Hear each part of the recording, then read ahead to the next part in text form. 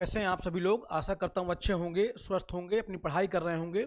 हम लोग प्रोनाउन पे बातचीत कर रहे थे, आइए उसी को आगे बढ़ाते हैं। देखिए, आज हम लोग पढ़ने वाले हैं रेसिप्रोकल प्रोनाउन। क्या होता है रेसिप्रोकल प्रोनाउन, बात करेंगे। आप देखिए, ईच अदर और वन अनदर, इन्हीं को बोलते हैं हम क्या, रेसिप्रोकल प्रोनाउन। ठीक है, देखिए क्या है रेसिप्रोकल प्रोनाउन। रेसिप्रोकल प्रोनाउन क्या करते हैं, ये रिलेशनशिप बताते हैं। क्या बताते हैं, रिलेशन बताते हैं, संबंध बताते हैं। ईच अदर तथा वन अनदर को रेसिप्रोकल प्रोनाउन कहा जाता है। देखिए, each other is used, each other का प्रयोग होता है व्हेन टू पर्सन और थिंग्स आर कंसर्न। जब दो लोगों की बात होगी, दो व्यक्ति या दो वस्तु की बात होगी, तो किसका यूज करेंगे आप, ईच अदर का प्रयोग। समझ पा रहे हैं, the two man struck each other. अब देखिए, दो लोगों की बात हो रही है, आपने क्या यूज कर लिया। देखिए एक चीज बताऊं आपको मैं, ईच अदर और वन अनदर ये रेसिप्रोकल प्रोनाउन होते हैं। ये क्या, रिलेशनशिप बताते हैं, संबंध को बताते हैं। जब दो की बात हो आप ईच अदर लगाइएगा, दो से अधिक की बात हो वन अनदर लगाइए। ठीक, आधुनिक ग्रामर में बहरहाल ये अंतर समाप्त हो गया है, लेकिन फिर भी काम के पॉइंट ऑफ व्यू से अगर दो की बात हो तो आप ईच अदर का ही प्रयोग करिएगा, और दो से अधिक की बात हो तो आप वन अनदर का ही प्रयोग करिएगा। अगर आप वन अनदर के बदले ईच अदर लगा देंगे या ईच अदर के बदले वन अनदर लगा देंगे तो फिर गलत हो जाएगा। समझ पा रहे हैं। देखिए, देखिए लिखा है each other is used when two person और थिंग्स आर कंसर्न। जब दो व्यक्ति या वस्तुओं की बात होगी तो क्या करेंगे आप, ईच अदर का प्रयोग करेंगे। The two man struck each other, that is each man struck other man. ठीक, जैसे मान लीजिए दो आदमी हैं, ए और बी। अगर मान लीजिए ए ने बी की मदद की तो बी ने ए की मदद की। ये तो रेसिप्रोकल है, संबंध बता रहा है। ठीक, अब देखिए दो लोग हैं तो क्या लगाएंगे आप, इधर लगाएंगे। ठीक है? फिर लिखा है one another is used when more than two person और things are concern. One another का प्रयोग आप करते हैं जब दो से अधिक व्यक्ति या वस्तुओं की बात हो। क्या है, they are loved one another, का मतलब क्या हुआ, that is each person loved every other. समझ पा रहे हैं, फील्ड साहब के विचार हैं। ठीक है, समझ पा गए होंगे, मैं आपको समझा देता हूं थोड़ा सा।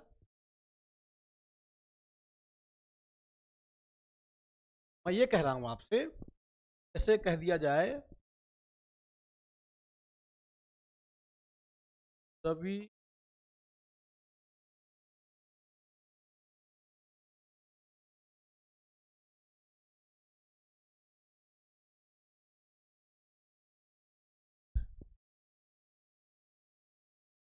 देखिए, Ravi and Preeti help each other. अब देखिए दो लोगों की बात है ना, रवि और प्रीति दो लोग हैं, दो लोग हैं तो हमने किसका यूज कर लिया, ईच अदर का।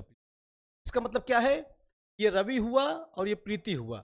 रवि प्रीति की मदद करता है, प्रीति रवि की मदद करती है, यही हमारा रेसिप्रोकल प्रोनाउन है।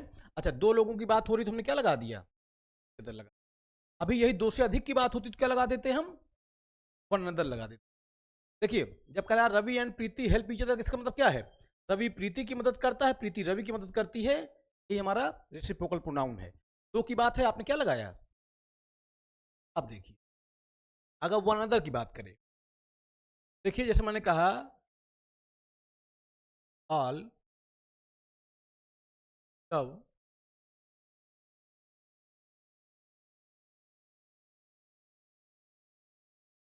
इसका मतलब क्या है, we are love one another. हम सब एक दूसरे से प्रेम करते हैं। हम ज्यादा लोग हैं, मान लीजिए हम 5 लोग हों, ए,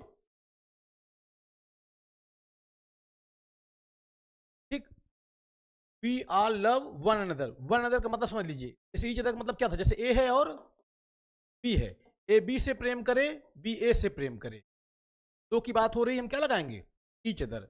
अगर वन अनदर लिखा है, जैसे लिखा we are love one another, हम सब एक दूसरे से प्रेम करते हैं, इसका मतलब क्या, ए बी से प्रेम करता है, बी सी से प्रेम करता है, सी डी से प्रेम करता है, डी ई से प्रेम करता है, ई डी से प्रेम करता है। ये सब एक दूसरे से प्रेम करते हैं, सब। समझ पा रहे हैं, ईच अदर का मतलब क्या है। देखिए क्या मतलब लिखा है, one another is used, one another का प्रयोग होता है when more than two person और थिंग्स आर कंसर्न्ड। ठीक, अब देखिए लिखा है we they are loved one another, वे सब एक दूसरे से प्रेम करते हैं। इसका मतलब क्या है? Each person loved every other person, यानी कि हर व्यक्ति हर दूसरे व्यक्ति से प्रेम कर रहा है। ठीक, इसका मतलब ये हुआ करता था। ठीक है, कहने का मतलब जैसे ये है 5 लोग, तो सब एक दूसरे से प्रेम करते हैं, ए बी से, बी ए से, सी ए से, सी बी से, ये सब एक दूसरे से प्रेम करते हैं। इसका ये मतलब हुआ। कहने का मतलब मेरा सिंपल सा ये है, जब 2 व्यक्तियों या वस्तुओं की बात हो तो आप ईच अदर लगाइएगा, 2 से अधिक की बात हो तो वन अनदर लगाइएगा। हाँ, किस संदर्भ में इसका यूज होता है वो समझना जरूरी है कि सब एक दूसरे से प्रेम कर रहे हैं। जैसे ए और बी हैं, 2 लोग हैं, हम ईच अदर का प्रयोग करेंगे। इसका मतलब ए बी से प्रेम करता है, बी ए से प्रेम करता है। इसका मतलब ये हुआ। जैसे ज्यादा लोग हो गए, जैसे मान लीजिए ज्यादा लोग हो गए, 5 लोग हो गए, 10 लोग हो गए, 50 लोग हो गए, ए बी सी डी और लोग भी हो जाए जितने। इसका मतलब क्या हुआ? अगर वन अनदर में लिख रहा हूं तो इसका मतलब क्या है? ए बी से प्रेम करता है, बी ए से प्रेम करता है, बी सी से प्रेम करता है, सी बी से प्रेम करता है, ए सी से प्रेम करता है, सी ए से प्रेम करता है। ये सब कुल मिला के एक दूसरे से प्रेम कर रहे हैं। इसका ये मतलब हो। ठीक है, जब आप वन अदर लिख रहे हैं इसका मतलब देखिए साफ साफ लिखा है each person loved every other person. इसी का मतलब समझ लीजिए, जब लिखा है ना they are loved one another, इसका मतलब क्या है? ईच पर्सन, प्रत्येक व्यक्ति, लव्ड प्रेम करता था, each other person every other person, हर दूसरे वाले व्यक्ति से। समझ पा रहे होंगे, ये इसका भाव अर्थ होता है। यानी कुल मिला के मुद्दे की बात हमको ये समझना है, जब 2 की बात हो तो आप वन अदर ईच अदर लगाइएगा, उससे अधिक की बात हो तो वन अनदर लगाइए। ठीक है, फिर से मैं रिपीट कर दूं, रेसिप्रोकल प्रोनाउन होते हैं ईच अदर और वन अनदर। जब 2 व्यक्तियों या वस्तुओं की बात हो, उनके बीच में पारस्परिक संबंध दिखाना हो तो हम ईच अदर का प्रयोग करते हैं, उससे अधिक की बात करें तो हम वन अनदर का प्रयोग।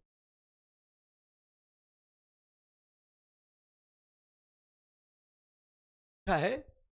ईच अदर तथा वन अनदर का प्रयोग सेंटेंस के सब्जेक्ट के रूप में नहीं होता, जबकि वर्ब तथा प्रीपोजिशन के ऑब्जेक्ट के रूप में होता है। अब एक चीज ध्यान रखना है हमको, ईच अदर और वन अनदर ये हमारे रेसिप्रोकल प्रोनाउन है, इसका प्रयोग किसी भी सेंटेंस के सब्जेक्ट के रूप में आप मत करें, जबकि आप किसी वर्ब के या प्रीपोजिशन के ऑब्जेक्ट रूप को कर सकते हैं। जैसे लिखा है each other were present there, ये गलत है। ईच अदर को यहाँ क्या बनाया गया है? सब्जेक्ट, गलत लिखा है। आप लिख दीजिए they were present. One another will help you, ये भी गलत है। वन अनदर सब्जेक्ट काम कर सकता,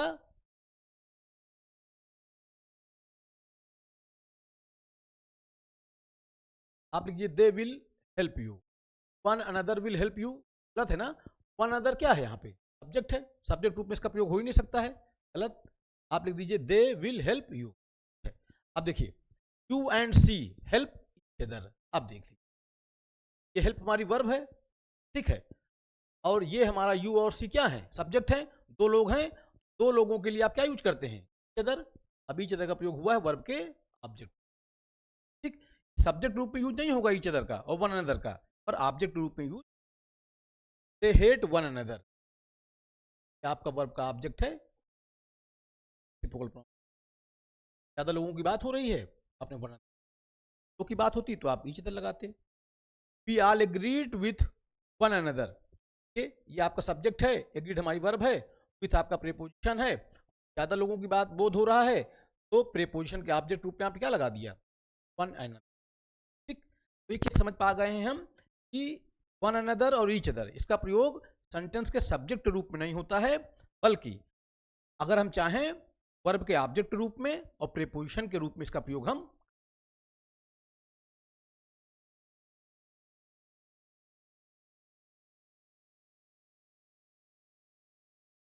मैंने एक बात बताई थी आपको कि आधुनिक ग्रामर में ईच अदर और वन अनदर दोनों का प्रयोग कहीं भी हो सकता है। 2 से अधिक के लिए आप ईच अदर लगा सकते हैं, सॉरी हाँ, 2 से अधिक के लिए आप ईच अदर लगा सकते हैं और 2 के लिए आप वन अनदर का प्रयोग भी कर सकते हैं। आधुनिक ग्रामर में ऐसा यूज होने लगा है, लेकिन ये बात ध्यान समझिएगा, अभी एग्जाम में अगर कभी आ जाए तो आप ऐसी गलती मत करिएगा। एग्जाम में आ जाए, देखिए आधुनिक ग्रामर में हो रहा है यूज, बोलचाल की भाषा में लोग प्रयोग कर रहे हैं, रिटन लेवल में भी लोग यूज कर रहे हैं बहरहाल, लेकिन फिर भी अगर एग्जाम में आ जाए तो आप 2 के लिए ईच अदर ही लगाइएगा, 2 से अधिक के लिए वन अनदर ही लगाइएगा। पहले भी अंतर समाप्त हो गया तो क्या हुआ, पर आज भी अगर आपको 2 व्यक्तियों या वस्तुओं की बात करनी हो, उसके लिए आपको रेसिप्रोकल प्रोनाउन लगाना हो तो आप ईच अदर ही लगाइएगा। और जब दो से अधिक की बात हो तो आप वन अनदर ही लगाइएगा। ध्यान रखिएगा इस चीज को। मैं देखिए लिखा है each other and one another mean the same. करा ईच अदर और वन अनदर दोनों का एक ही मतलब होता है। No difference between each other and one other. करा ईच अदर और वन अनदर में कोई डिफरेंस नहीं है। वही बात मैं आपको बता रहा था, दो की बात हो चाहे दो से अधिक की बात हो, आप चाहे ईच अदर का प्रयोग करें चाहे वन अनदर का, दोनों दोनों सही है। ठीक है, मैंने बताया आपको। लेकिन फिर इस बात का ध्यान रखना है कि एग्जाम में अगर आपको यूज करने के लिए आ जाए, दो के लिए आप ईच अदर ही लगाइएगा और दो से अधिक के लिए वन अनदर ही लगाइएगा। ठीक, ऐसी गलती मत करिएगा कि आप दो से अधिक के लिए ईच अदर लगा दें। ठीक है, ये अंतर समाप्त हो गया है, आप जानते रहिए। बट जब आपको एग्जाम में अप्लाई करना हो तो आप दो के लिए क्या लगाइएगा, ईच अदर, दो से अधिक के लिए वन अनदर। ऐसे लिखा है Anna and I write to each other या वन अनदर एवरी वीक। अब देखिए दो लोग हैं ना, अब दो लोग के लिए चाहे आप ईच अदर लगाइए चाहे वन अनदर लगाइए, दोनों तो प्रेस क्या है, सही है। ठीक, each other is more common than one another especially in a formal informal style. देखिए अब मैंने आपको पहले बता दिया कि आधुनिक ग्रामर में लोग दो के लिए मतलब ईच अदर चाहे वन अनदर दोनों का प्रयोग एक दूसरे के बदले कर लेते हैं। बट आप जब एग्जाम देने जाएं रिटन लेवल में, आप इसको करने से बचें। आप दो के लिए ईच अदर ही लगाएं और दो से अधिक के लिए वन अनदर ही लगाएं। ठीक है, बाकी होता है तो मैंने आपको बता जरूर दिया, पर आपको ये भी ध्यान रखना है आपको दो के लिए ईच अदर ही लगाना है और दो से अधिक के लिए वन अनदर ही लगाना है। ठीक, लिखा है देखिए माइकल स्वान साहब प्रैक्टिकल इंग्लिश यूजेज ना बात को देखिए लिखा है we do not normally use each other one another after the words like meet or marry where the verb itself make the meaning clear। देखिए क्या ध्यान रखिएगा, कह रहा है कि each other और one another का प्रयोग हम कौन सा वर्ब meet और marry के साथ हम each other या one another का प्रयोग नहीं करते हैं। क्यों? क्योंकि यहां पे वर्ब से ही बात स्पष्ट हो जाती है, वहां each other या one another लिखने की जरूरत नहीं पड़ती। जैसे देखिए लिखा है They met in 1992 and married in 1994। वे मिले थे 1992 में और शादी कर ली थी 1994 में। अब एक बात तो स्पष्ट है, वे मिले थे 92 में और शादी कर ली थी 94 में। इसका मतलब मान लीजिए ए है और बी है। अब ये दोनों मिले 92 में, उन्होंने शादी कर ली 94 में, इसका मतलब शादी एक दूसरे से ही तो करेंगे, है ना। तो इसका मतलब ये है, अब यहां पे ईच अदर लिखने की जरूरत आपको नहीं है कि आप लिख दें they met in 1992 I married each other in 1994। कोई जरूरत नहीं इसको लिखने की। क्यों? क्योंकि यहां पे भाव अपने आप ही स्पष्ट है। अरे भाई एक दूसरे से मिले 92 में और 92 में एक दूसरे से क्या कर लिए। ठीक, तो जहां भाव स्पष्ट हो वहां आपको लिखने की जरूरत नहीं होती है ईच अदर या वन अनदर। आप ये मत लिख दीजिए they met each other 1992 and married each other 1994। क्या जरूरत है, भाव तो ऐसे ही स्पष्ट है। भाई मिले 92 में, शादी कर ली 94 में, एक दूसरे से तो शादी करेंगे। वही कह रहा है कि मीट और मैरी जैसे शब्दों के साथ आप रेसिप्रोकल प्रोनाउन ईच अदर या वन अदर का यूज करने से बचें। ठीक, क्योंकि होता क्या है वर्ब से ही भाव स्पष्ट हो जाता है, वहां लिखने की आवश्यकता नहीं होती। समझ पा गए होंगे। पढ़ते हैं, अब हम पढ़ने चल रहे हैं डिस्ट्रीब्यूटिव प्रोनाउन। डिस्ट्रीब्यूटिव तो हिंदी में बोलते हैं विभाजक वाचक सर्वनाम। खैर हमको हिंदी से नहीं मतलब, हम अंग्रेजी भाषा पढ़ रहे हैं। डिस्ट्रीब्यूटिव प्रोनाउन देखिए each either neither are called distributive pronouns because they refer to person और things one at a time. देखिए ईच आइदर और नाइदर ये हमारे डिस्ट्रीब्यूटिव प्रोनाउन होते हैं। अच्छा, इनको डिस्ट्रीब्यूटिव प्रोनाउन क्यों कहा जाता है? Because they refer to person और things one at a time. देखिए इनको डिस्ट्रीब्यूटिव प्रोनाउन क्यों कहा जाता है? क्योंकि ये एक बार में एक ही व्यक्ति या एक ही वस्तु की बात करते हैं। समझ पा रहे हैं, अलग अलग बात करते हैं। ये एक बार में एक ही व्यक्ति या एक ही वस्तु की बात करते हैं, इसलिए बोलते हैं क्या डिस्ट्रीब्यूटिव, अलग अलग बात करते हैं, विभाजनवाचक है। For this reason they are always singular. अच्छा एक चीज ध्यान रखिएगा, क्योंकि ये एक बार में एक व्यक्ति या एक वस्तु की बात करते हैं, इस कारण से दे आर ऑलवेज क्या सिंगुलर, ये हमेशा क्या होते हैं सिंगुलर होते हैं। And as such followed by the verb in the singular. अच्छा अब ये एक बार में एक व्यक्ति या एक वस्तु की बात करते हैं, इसलिए सिंगुलर माने जाते हैं। और जब ये सिंगुलर हैं तो बताइए इनके साथ वर्ब कैसा आएगा? वर्ब भी तो आएगा। ठीक, लेनन मार्टिन साहब के विचार थे। देखिए अब लिखा है यूजेज ऑफ ईज का यूज हम पढ़ने चले।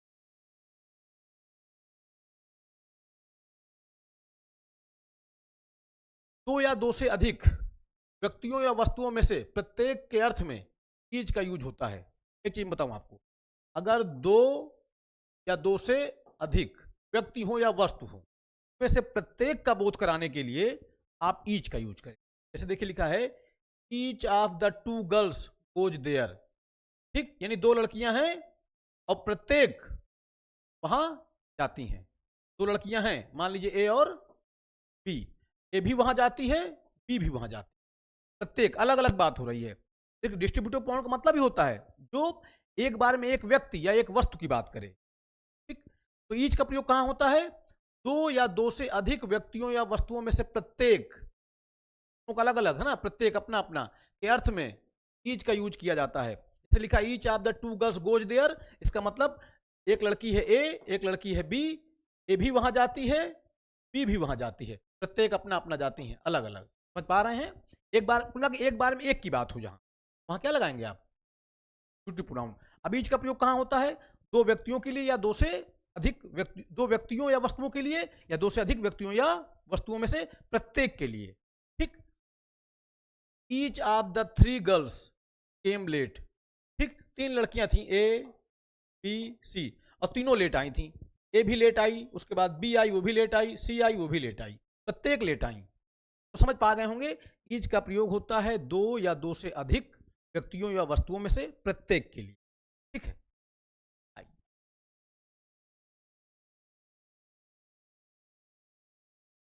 अच्छा एक चीज और थोड़ा सा देख लीजिए। एक चीज मैं थोड़ा सा आपको बताऊं, आप इस चीज को रटेंगे नहीं। ठीक, देखिए ऑफ क्या है, देखिए लिखा है each of the two girls goes there. अब आपके मन में आ रहा होगा ये वर्ब किसके अनुसार आया है, गर्ल्स के अनुसार कि ईच के अनुसार? दरअसल ये वर्ब आया किसके अनुसार? ईच के अनुसार। ध्यान रखिएगा, ये जो लिखा है ना ऑफ द टू गर्ल्स, एक चीज बताऊं आपको, तो रटने की बिल्कुल जरूरत नहीं है, आगे समझा रहा हूं आपको। एक सेकेंड, देखिए इसमें लिखा है ईच ऑफ के बाद प्लूरल प्रोनाउन और सिंगुलर वर्ब का यूज होता है। ये आपको रटना ही नहीं है, फालतू की बात, मैं आपको समझा रहा हूं क्या है मतलब, समझिएगा। सब आप बिल्कुल मत रटिए, उसको मत देखिए। देखिए ईच हो, आइदर हो, नाइदर हो, कुछ भी हो। देखिए मैं एक चीज बताऊं आपको, जब मैं लिखता हूं ईच ऑफ द बॉयज कम कम से, अब हमारे दिमाग में ये आएगा कि बॉयज के अनुसार कम लगा दें, ईच के अनुसार कम्स लगा दें। इसको लेके बिल्कुल आप रटे ना, मैं आपको बताऊं देखिए है क्या। ये जो लिखा है ना each of the to boys, इसमें ईच हमारा सब्जेक्ट है मेन, और ये जो लिखा है ऑफ द टू बॉयज, बताइए ऑफ क्या होता है? ऑफ होता है प्रीपोजिशन। अब प्रीपोजिशन के बाद सदैव नाउन या प्रोनाउन आता है, ध्यान रखिएगा। प्रीपोजिशन वो शब्द होते हैं जो अपने साथ अपने बाद सदैव नाउन या प्रोनाउन ही लेते हैं, और जब कोई प्रीपोजिशन नाउन प्रोनाउन के पहले आता है तो बनाता है प्रीपोजिशन फ्रेज, और प्रीपोजिशन फ्रेज काम करता है एडजेक्टिव का या तो एडवर्ब का। तो एक चीज मैं बताऊं आपको, ऑफ प्रीपोजिशन है, प्रीपोजिशन के बाद आ गया नाउन, तो इसने बनाया प्रीपोजिशन फ्रेज। अब प्रीपोजिशन फ्रेज काम करता है या तो एडजेक्टिव का या तो एडवर्ब का।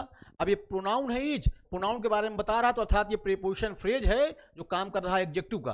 और एक चीज ध्यान रखिएगा, एडजेक्टिव किसी वर्ब को तय कर सकता नहीं है, किसी वर्ब को तय करता है क्या? ठीक, ध्यान रखिएगा, किसी भी वाक्य का सब्जेक्ट या तो नाउन होगा या तो प्रोनाउन होगा या तो नाउन फ्रेज होगा या तो नाउन क्लॉज होगा या तो इन्फिनिटिव होगा या तो जेरेंड होगा। ध्यान रखिएगा इस चीज को, किसी वाक्य का सब्जेक्ट या तो नाउन या तो प्रोनाउन या तो नाउन फ्रेज या तो नाउन क्लॉज या तो इन्फिनिटिव या तो जेरेंड। इसमें से नाउन, प्रोनाउन और नाउन फ्रेज सिंगुलर भी हो सकते हैं, प्लूरल भी हो सकते हैं, पर नाउन क्लॉज, इन्फिनिटिव और जेरेंड ये हमेशा सिंगुलर होते हैं। ठीक, तो ध्यान रखिएगा कि आपको इसको लेकर चिंतित नहीं होना है। जैसे ये लिखा है each of us has helped you. अब देखिए ऑफ क्या है, प्रीपोजिशन, अस हमारा क्या है, प्रोनाउन, इसने बनाया प्रीपोजिशन फ्रेज, तो आप इसके अनुसार वर्ब मत लगाइएगा, वर्ब आप किसके अनुसार लगाइएगा, ईच के अनुसार, क्योंकि प्रीपोजिशन फ्रेज ये बना। और कोई जब प्रीपोजिशन नाउन प्रोनाउन से पहले आता है तो बनाता है प्रीपोजिशन फ्रेज, और वो प्रीपोजिशन फ्रेज काम करता है या तो एडजेक्टिव का या तो एडवर्ब का। इसलिए एडजेक्टिव या एडवर्ब नहीं तय करेंगे कि वर्ब कैसा आएगा, कौन तय करेगा, सब्जेक्ट तय करेगा। और किसी वाक्य का सब्जेक्ट क्या होता है, या तो नाउन होता है, या तो प्रोनाउन होता है, या तो नाउन फ्रेज होता है, या तो नाउन क्लॉज होता है, या तो इन्फिनिटिव होता है, या तो जेरेंड होता है। अभी देखिए अस आपका प्रोनाउन है, ऑफ आपका प्रीपोजिशन है, इसने बनाया प्रीपोजिशन फ्रेज, बता रहा है ईच के बारे में, ईच आपका प्रोनाउन है, प्रोनाउन के बारे में बताए तो एडजेक्टिव, तो एडजेक्टिव नहीं तय करेगा, कौन तय करेगा, नाउन जो प्रोनाउन तय करेगा। ईच सिंगुलर वर्ब लेता है अपने साथ, तो आपने क्या लगा दिया, ध्यान रखिएगा इस चीज का, ठीक है। Each of the girls is clever, अभी ईच किसके अनुसार आया है, ईच के अनुसार। ऑफ द गर्ल्स ये बना प्रीपोजिशन फ्रेज, प्रीपोजिशन फ्रेज है तो जाहिर सी बात है काम कर रहा होगा एडजेक्टिव का या तो एडवर्ब का। अब ये बता रहा है ईच के बारे में, ईच प्रोनाउन है, प्रोनाउन के बारे में बताया तो ये क्या हुआ, एडजेक्टिव हुआ, इसलिए एडजेक्टिव नहीं तय करेगा वर्ब को, कौन तय करेगा, प्रोनाउन। और ईच हमारा सिंगुलर होता है तो वर्ब कैसा लिया, कर लिया। Each of your sisters, each of your sister has cheated मी। अब देखिए ये लिखा जो ऑफ योर सिस्टर्स, ये आपका प्रीपोजिशन फ्रेज है, बता रहा है ईच के बारे में, ईच आपका प्रोनाउन है, प्रोनाउन के बारे में बताया तो क्या, एडजेक्टिव। अब ये एडजेक्टिव नहीं तय करेगा इस वर्ब को, कौन तय करेगा, तय करेगा। रटने की जरूरत नहीं है आपको, मैं इसको बहुत डिटेल से बताऊंगा आपको। मैं आपको किसी क्लास में नाउन फ्रेज, देखिए फ्रेज फ्रेज होते हैं मुख्यतः 4 प्रकार के होते हैं, noun phrase, adjective phrase, adverb phrase और प्रीपोजिशन। ये बहुत इंपॉर्टेंट है प्रीपोजिशन फ्रेज, ठीक है, ये बड़ी समस्या का समाधान करता है, ठीक है, रटने की आपको जरूरत बिल्कुल नहीं पड़ेगी। मैं चर्चा करूंगा इस पर आपसे डिटेल से कभी, या तो मैं इसी में कोशिश कर लूंगा आपको बताने की, भाई फिर तो इसको समझा लूँ, फिर उसके बाद मैं आपको बता दूंगा ये पूरा फ्रेज, ठीक है, तो आप बेहतर समझ पाएंगे क्या मैं कहना चाह रहा हूँ। ये जो मैं समझा रहा हूँ कि प्रीपोजिशन जो आ रहा है नाउन प्रोनाउन से पहले बना रहा है प्रीपोजिशन फ्रेज, काम कर रहा है एडजेक्टिव या एडवर्ब का, मैं अच्छे से समझाने की कोशिश करूंगा। अभी फिलहाल मैं इसको थोड़ा सा बता दूँ, आगे इसको मैं अलग से चर्चा करूंगा, इस पर डिटेल चर्चा करूंगा, ठीक है।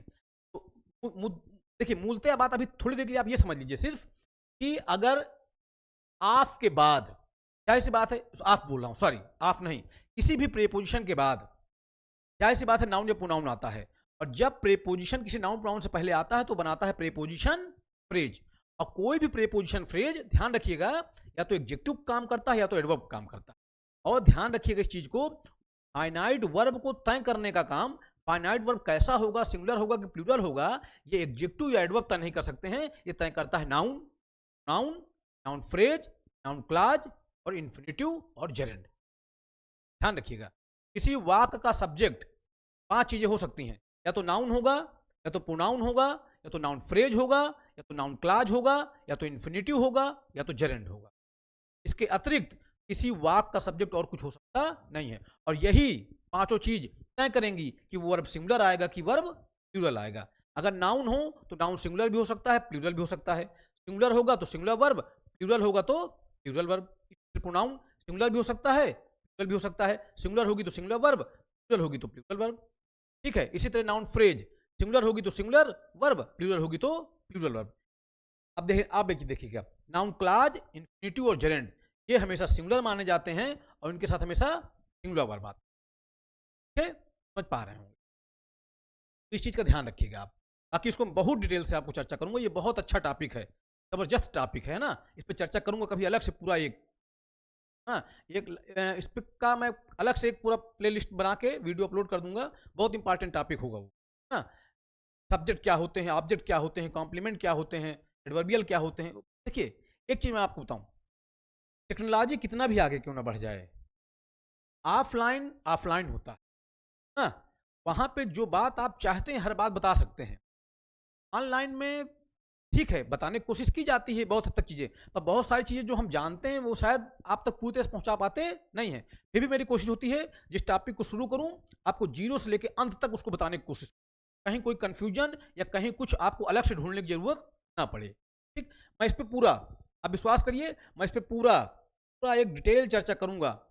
देखिए अंग्रेजी, एक चीज़ मैं आपको बताऊँ थोड़ा सा, अंग्रेजी भाषा में कुल 5 चीज़ें हैं, सब्जेक्ट, वर्ब, ऑब्जेक्ट, कॉम्प्लीमेंट और एडवर्बियल। इन पे मैं एक डिटेल चर्चा करूंगा आपको। ये बहुत इंपॉर्टेंट टॉपिक है, अगर इसको जान लें हम तो बहुत सारी समस्या का समाधान हो जाएगा। इस पर बहुत डिटेल चर्चा करूंगा आपसे, ठीक। संभव नहीं है इसकी चर्चा तो 1 घंटे में कर पाना, मैं इसकी बहुत डिटेल चर्चा करूंगा समय आने पे। अभी मैं प्रोनाउन पढ़ा रहा हूँ, प्रोनाउन थोड़ा सा देख लीजिए, फिर मैं इस पर लंबी चर्चा करूंगा। हाँ, फिलहाल आप ये तो जान गए होंगे कि जब प्रेपोजिशन के बाद नाउन प्रोनाउन आता है तो बनाता है प्रेपोजिशन फ्रेज, और वो प्रेपोजिशन फ्रेज काम करता है या तो एडजेक्टिव का या तो एडवर्ब का। और एक चीज आप जान लीजिए, कोई भी एडजेक्टिव या कोई भी एडवर्ब फाइनाइट वर्ब को तय करता नहीं है। फाइनाइट वर्ब को तय करता है कौन? सब्जेक्ट। सब्जेक्ट मतलब नाउन, सब्जेक्ट मतलब प्रोनाउन, सब्जेक्ट मतलब नाउन फ्रेज, सब्जेक्ट मतलब नाउन क्लॉज, सब्जेक्ट मतलब इंफिनिटिव, सब्जेक्ट मतलब। ध्यान रखिएगा। आइए, बात समझ पा गए होंगे।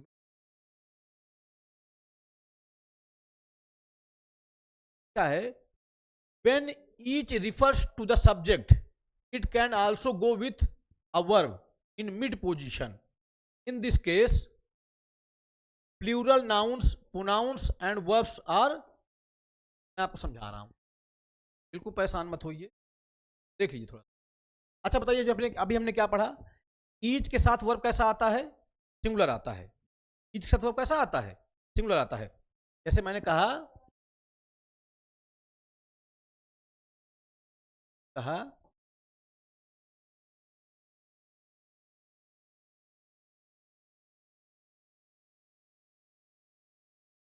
Each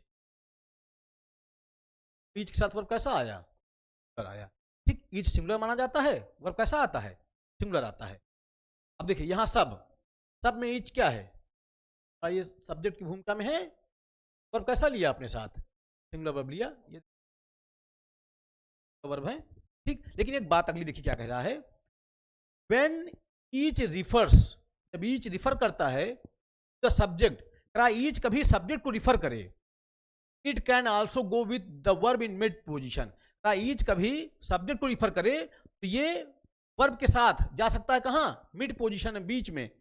in this case plural nouns, pronouns and verbs are used.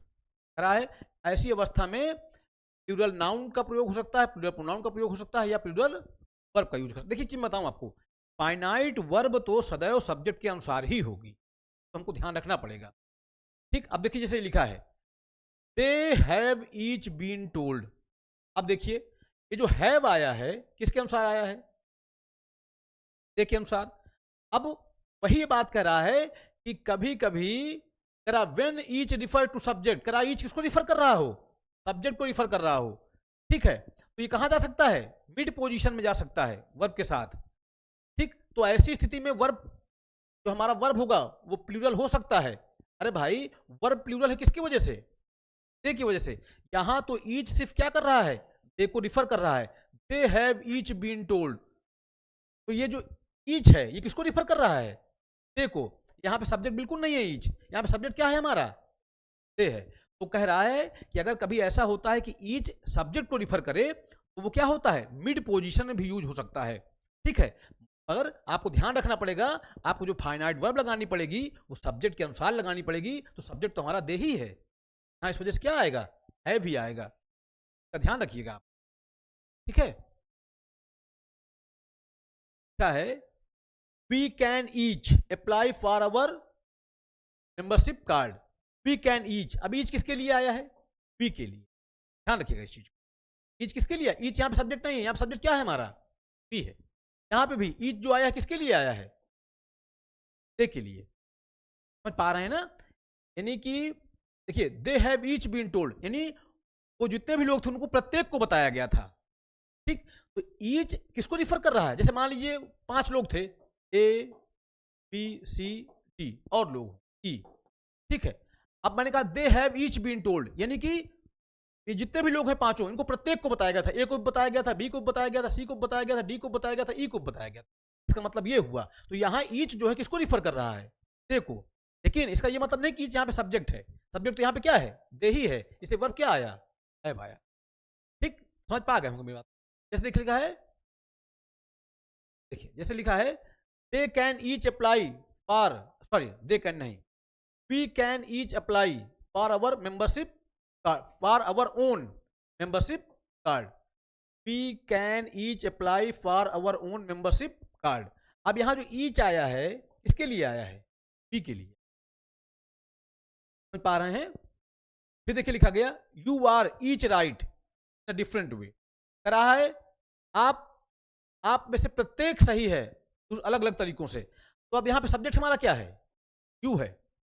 Each किसके इसको रिफर कर रहा है? यू को। इसका मतलब जैसे मान लीजिए 3 लोग हैं, ए है, बी है, सी है, किसी ने कहा यू आर ईच राइट, आप प्रत्येक सही हैं डिफरेंट वे, अलग अलग तरीकों से, यानी सही ए भी है, सही बी भी है, सही सी भी है, तीनों सही हैं, प्रत्येक सही है अलग अलग तरीकों से।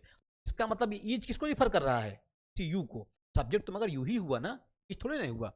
यही बात कहने की कोशिश के ऊपर देखिए बात जो कही गई है यही कही गई है। लिखा है when each refers to the subject it can also go with the verb in mid position. कह रहा ईच जब सब्जेक्ट को रिफर करे तो ये मिड पोजीशन में भी आ सकता है, वर्ब के साथ बीच में आ सकता है, इस तरह से ना, इस तरह से, सॉरी, ठीक। देखिए ये